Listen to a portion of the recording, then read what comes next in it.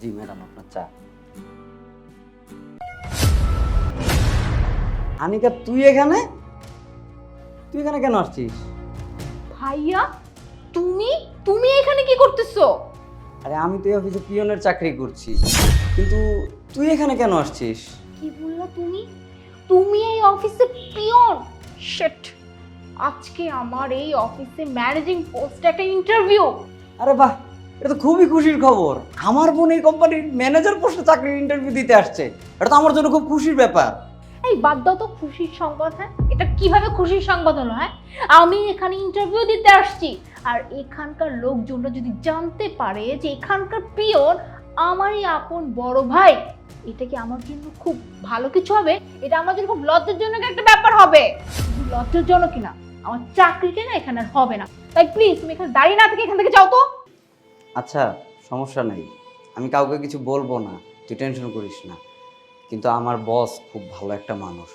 যদি তুই বলিস আমি কি তোর জন্য সুপারিশ করব, তাহলে তো চাকরিটা কিন্তু হবে, এটা একদম শিওর থাক।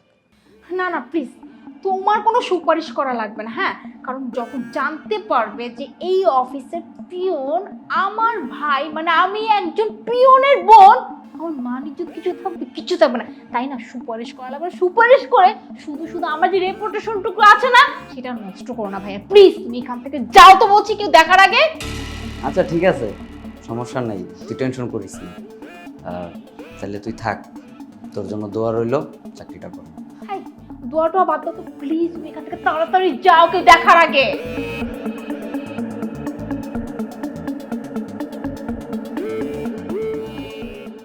আসসালামু আলাইকুম স্যার। ওয়ালাইকুম আসসালাম। Sit down please. Good morning sir. Good morning. Sir, here is my CV. ওকে।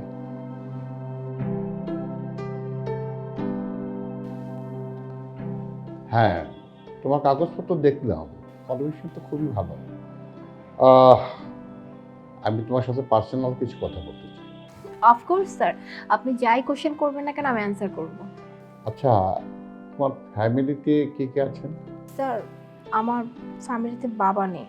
দুঃখিত, শুনে খুব খারাপ লাগলো। আচ্ছা, আর কে কে আছেন?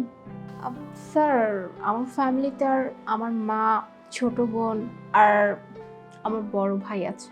কিন্তু তোমাদের সংসারের খরচ, তোমার পড়াশোনার খরচ, তোমার ভাই বোনের খরচ, এটা কিভাবে চলে? কে দেয়? স্যার, আমার ফ্যামিলির সব কিছু খরচ বেয়ার করে আমার বড় ভাই। আমার বড় ভাই একটা অনেক বড় একটা কোম্পানিতে অনেক বড় একটা পজিশনে আছে। ও আচ্ছা আচ্ছা আচ্ছা, তাহলে তো তোমার ভাইয়ের প্রতি শ্রদ্ধা ও ভালোবাসা অনেক, তাই না? জি।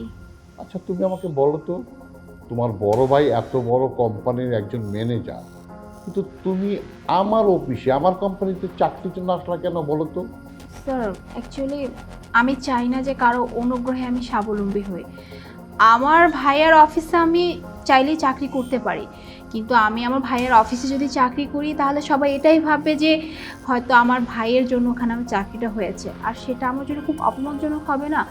আমি এভাবে আমার ক্যারিয়ারটা বিল্ড আপ করতে চাই না। আমি যা কিছুই করতে চাই আমার ক্যারিয়ারে নিজের যোগ্যতায় করতে চাই। ও আচ্ছা আচ্ছা আচ্ছা, খুব ভালো। তবে দুঃখিত, চাকরিটা আমি তোমাকে দিতে পারছি না। দেবো, এখানেই শেষ। কেন স্যার? আপনি তো কিছুক্ষণ আগেই বললেন যে আমার কোয়ালিফিকেশন, ইভেন আমার সব কিছু একদমই ওকে, তাহলে আপনি আমাকে চাকরিটা কেন দিতে পারবেন না? হ্যাঁ, আমি ঠিকই বলেছি, তোমার কোনো জিনিসই কমতি নেই। কমতি শুধু তোমার মন মানসিকতা, তোমার চিন্তা ভাবনা। সরি স্যার, আমি ঠিক বুঝলাম না আপনার কথা, একটু বুঝিয়ে বলবেন আমাকে? হ্যাঁ, ব্যাপারটা আমি বুঝেই বলছি। কিছুক্ষণ আগে তোমার বড় ভাইয়ের সাথে যেই ব্যবহারটা তুমি করেছো, আমি সব শুনেছি।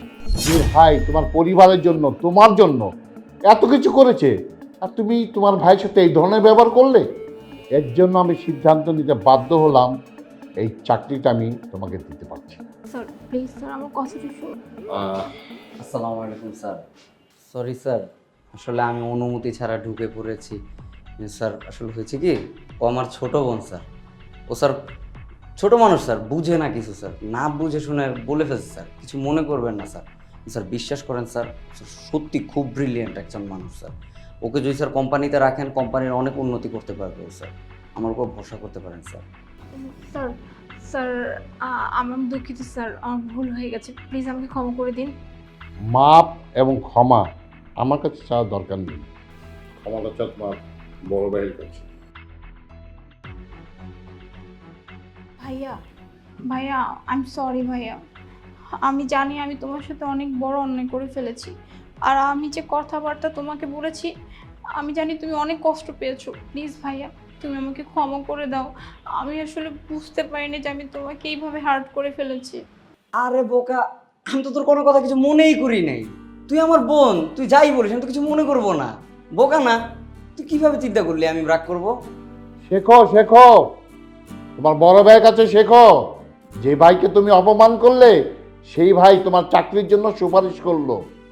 শোনো, আগামীকাল তুমি আমার অফিসে চলে আসবে, এসে অ্যাপয়েন্টমেন্ট লেটারটা নিয়ে যাবে, ঠিক আছে?